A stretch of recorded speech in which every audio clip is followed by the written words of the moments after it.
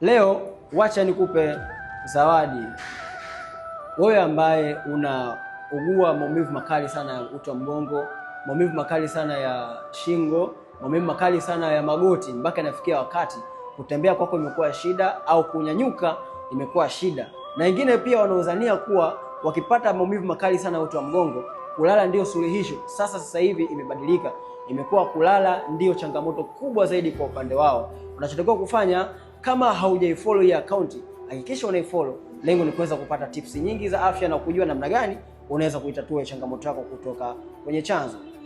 Chukua tangawizi, saga, chukua punje 3 za karafuu, changanya pamoja na ule mchanganyo wa tangawizi, chukua asali, lakini usisahau manjano.